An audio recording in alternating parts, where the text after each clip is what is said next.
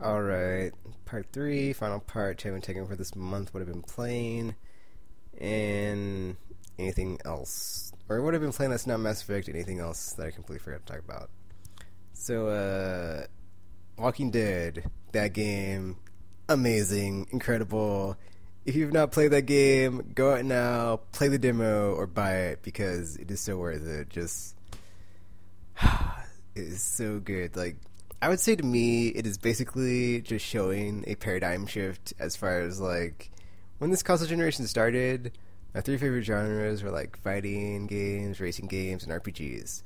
And now it's, like, my favorite genres are, like, RPGs with, like, shooters with RPG elements in them that have, like, a story that's worth, like, experiencing and, like, character development, blah, blah, blah, all the other good stuff from, like, RPGs that are like not typically in shooters, but it has like the RPG like meat level of like depth of I can develop my character and like customize them to my liking. Pretty much like Deus Ex, dude. Like it doesn't have to be first person either. It could be like third person, like any third person game that's like got RPG elements. But it's like I can like skill level. I can like give them skills or whatever, or like aesthetically, I can like change their appearance, like in Borderlands 2.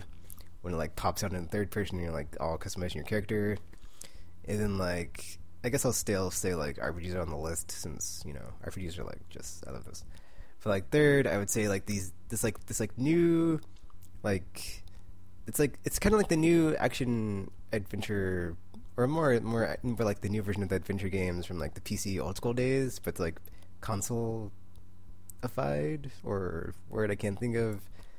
Or I guess modernized version of it, because basically like Heavy Rain and like Walking Dead are like, well, that and like Indigo Prophecy I guess are like the best examples of this, where it's basically your character, you're interacting with the environment, and like, because it seems to me, well, when I played The Walking Dead it felt more like the old adventure games, just because I kept getting stuck at parts where it's like, okay, how do I, like there's a part in chapter I think 2, when like there's a door I have to open. So it's like I'm looking for a tool to use to open the door. So it's like that's why it feels like an adventure game, because I need a specific tool to get past a specific puzzle, and that happened multiple times. Because it's like part 1, there's a part when you have to get the key to the pharmacy door or whatever, and I was like looking for like puzzles or clues in the environment. That's like the one thing I didn't like about the game, was just like the whole like the walls before you can progress through the game. There's like it wasn't as bad like later on in the episodes, but like the first 2 I got stuck, like because at the end of episode 2 I got stuck on that stupid door in the barn, and I was like angry because I was hoping there was a way I didn't have to open it.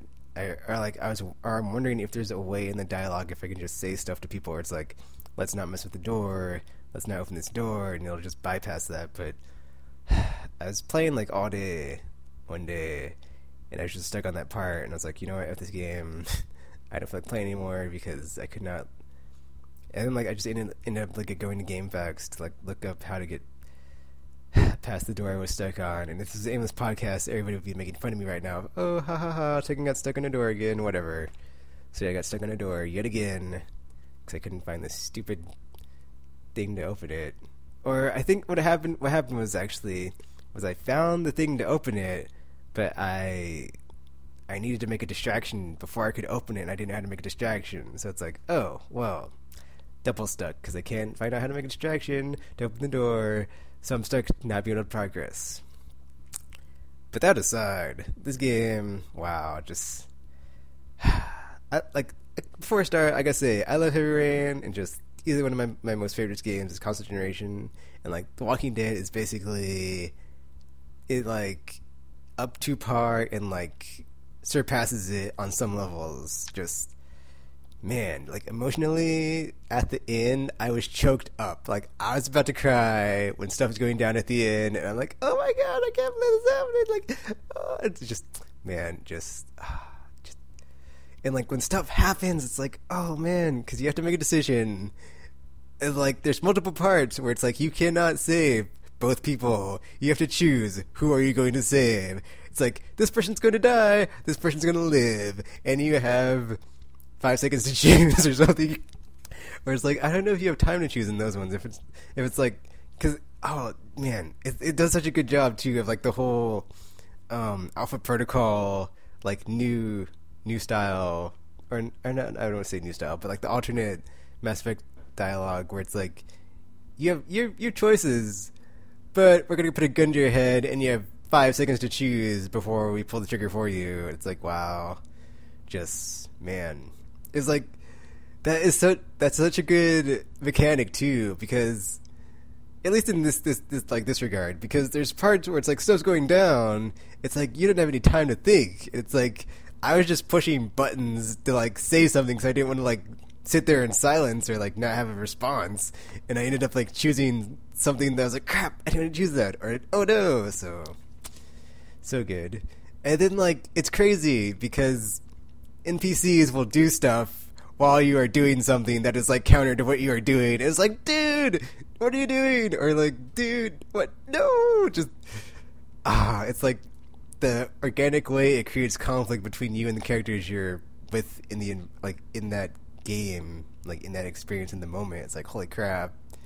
It's like, dude, you just shot him, what the F? Or like, dude, what the F? Why did you do that? Just that game, man, it broke me. Well, it didn't break me, but it is just the feelings I went through when I played that game. It's just wow. Just that's why I say it's so awesome, and you have to play it and just check it out, because like I started the game, right, and like going through, I had like a progression of like, all right, let's save everybody, women and children first. We can all get through this. Till like by episode 3, I'm just like so hardened and just from my experience and just broken down from what I have seen and gone through.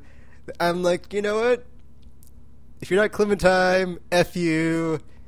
And I'm not going to tell you that, but I'll be thinking it the whole time I'm playing. And none of you are trustworthy, but I'm not going to tell you that. And man, that game, just crazy. And then like it does such a cool thing I'm not going to talk about because it's kind of spoilery at the end with like stuff of like your previous decisions and how it affected stuff. And I totally cannot wait to play this game a second time to see like what happens when I choose stuff that's not what I chose. But then like it kind of doesn't work, because it kind of tries to like guilt you. But for me that didn't work, because I was like, well, sorry dude, but yeah, not feeling guilty right now, it's not working, so get over it. It's like, I don't feel sorry for you, so sorry. Because like I've been hardened through this experience, so I no longer care, and I have nothing to say. Okay, I felt kind of bad, but it wasn't like as bad as the game was probably trying to make me feel. But yeah, man, so good, that game, just wow. Let's see what else. Oh, XCOM. I played that game. Amazing. Like I just this is another game I'd say if you enjoy the genre, just like strategy games or like strategy RPGs or any type of like tactical strategic game experience.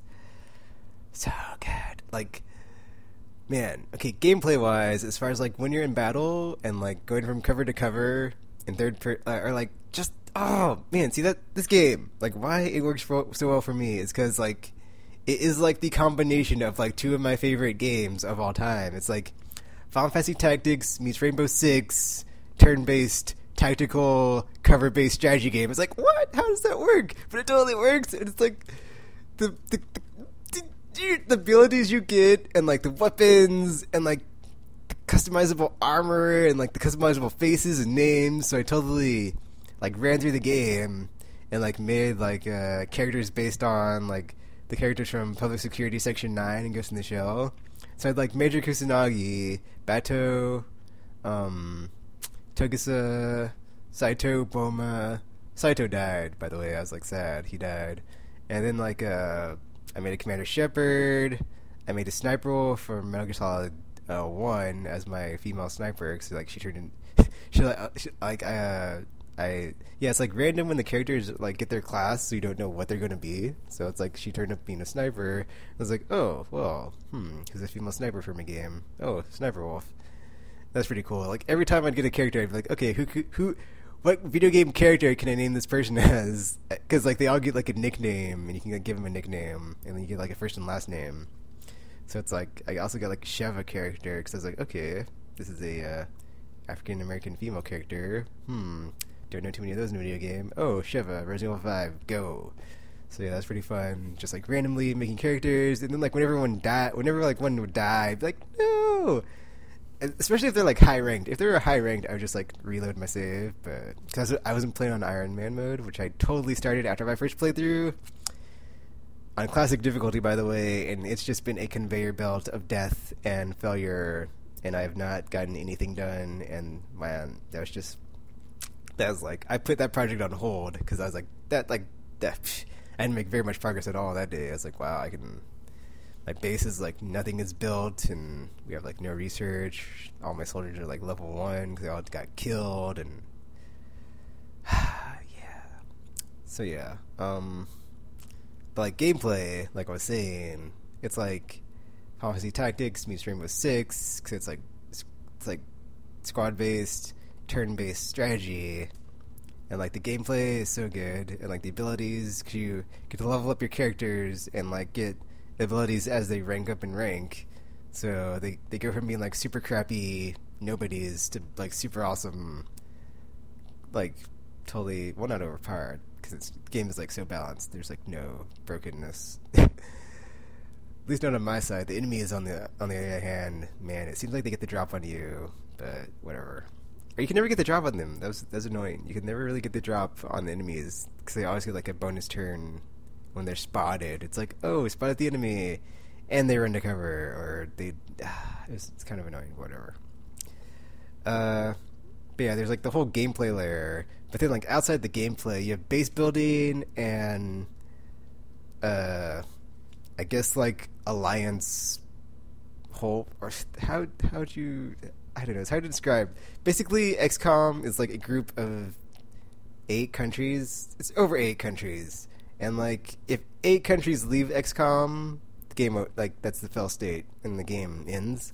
I haven't seen it end, so I'm not sure what happens actually. But like it says in like the tips or like the loading screens, if 8 countries leave XCOM, then the game's over or whatever. So it's like there's all these countries, and then like the aliens are attacking. And you have to like build a main base, and then from your main base you have to protect the other 8 or the other countries that are in XCOM. So it's kind of like a quasi UN, but not really UN, because you're fighting aliens. So it's not. It's similar, but not. Don't want to get into it. So yeah, it's like you have your base, and then like from your base you're trying to build up your forces. And then you can research into your armaments and your characters to get better weapons and powers and gear and all that stuff.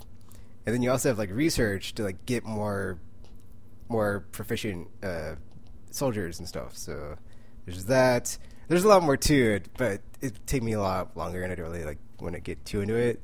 And then it's like, it's so good. There's just like random crap that happens. It's because you'll either because when you put in okay so of like the different countries, they have you can shoot satellites into orbit over them to like cover them if a UFO attacks. And if a UFO does attack, you have to like scramble your fighter jets if you have them on that continent, because like you have your main base, but then like each country on other continents, you have to like separately manage all those too. So it's like you have to know how to divide your forces. So it's like let's say you have like satellite coverage over Australia, UFO attacks, you scramble your fighters in Australia to shoot down the UFO. Then you go in and then you like go and clear the UFO and like kill all the aliens and stuff. And so you get to like get all the like wreckage from the UFO as like resources that you can like sell on the black market. And then you use all like all that stuff as well when you're researching stuff, like any of the weapons or the armor from like the dead aliens. You research all that stuff to like get better armor and guns. That's pretty cool. In like your main base, and then like the story progresses, but the story is kind of so I don't know. It's not really the main the main highlight of the game. So that's like, it's weird because like that's like the weakest part of the game is it's like the storyline, but outside of that, everything else is just like goes to 11. Story's kind of but you know it's not like what can you do with like what if you look like you're like from yeah I'm not gonna go do it, but it's like it's kind of like to me thinking about it now it's not really like there's that much to go there as far as like okay aliens are attacking have a magnificent epic storyline of yeah this is so deep and cohesive and I cannot get enough of this. It's like yeah I don't know. I guess it's also like a remake or reboot rather, of, like the old school XCOM. So I guess it didn't like go too far from the source material. But I've never played it, so whatever. Well, I think I played it like a bit on Steam when it like first came out, and I was like, oh okay, this is interesting. But that game is way too hardcore for me. There's just tons of stuff. It's not as streamlined as it is now, where I could like know what I'm doing. But yeah, XCOM, it's amazing and incredible, and I could not stop playing it. What else? It has multiplayer, but I haven't played it, so I'm probably not going to, just because why not? Why even bother? I got the DLC for it. Oh, that's the other thing I wanted to... Oh, okay, so basically, if you're still listening from part 1, in part 3, I did want to eventually get, like, some video of the new DLC for that game up, so we'll see. Because I started in classic mode to, like, get it, but I got wiped out, so... yeah, it was a lot harder than, yeah. Or I don't think my squad was, like, leveled up high enough, so I probably should just, like, waited until later on, but whatever. Because I was playing it, and then I'm, like, the enemies are using plasma weapons. It's like, holy crap, those do, like, a ton of damage. And I just started the playthrough, so it's like, well, clearly I'm outgunned. And we all got wiped, or we all got killed, so that was a failed mission, so I might start another new game on normal and see what happens there. Actually, I think I started a game on easy, so I guess I'll do it on that difficulty. But yeah, XCOM. I hope I didn't talk in circles too much, because I kind of felt like I did. I was like saying the same stuff over and over. But yeah, you kind of just have to play it, and if you like that stuff, you'll like it. I'm not sure if you'll enjoy it if you're not a fan of the genre, but it was really good. I could not get enough of that game. I think that's all I've been playing. Cause I haven't. It's funny because I have like Far Cry 3 and Dishonored sitting here, but I haven't played either of them. And then like I've barely touched the Pirate Booty DLC on Borderlands 2, so I haven't played that still. And like Torg's Revenge or Campaign of Carnage or whatever, I played a bit of that, but like playing a bit, I mean I got to like the hub where you could save and get a vehicle. I did not even start the quest yet. Yeah, Borderlands 2 does not have the staying power that I initially thought it did when I got sucked into it. But I think that's just because I can always come back and play it, so it's like whatever. I don't need to like play through it all now. So like me and my friends will always be playing it, so there's no point to like just rush through it. Is that what I've been playing? I think so. Crap. Just dropped a DualShock. So that's it for this channel and Tegan. Till next month. At the haters, let them hate. Who cares? Just enjoy what you're playing. If it's like Halo 4, Assassin's Creed 3, Dishonored, Borderlands 2, Mass Effect 3, XCOM, Walking Dead, any other game I didn't just talk about. I still need to play Journey, man. Like Journey, Far Cry, Dishonored. These are the 3 games I want to get through by the end of the year. So if I can do that, I am golden. And let's see. Yeah, that's pretty much it for this video. Try and tag in. Feel free to like, rate. I said rate after like. I did it again. Feel free to like, comment, subscribe, favorite, or not, whatever. And until next video, I'm now signing off.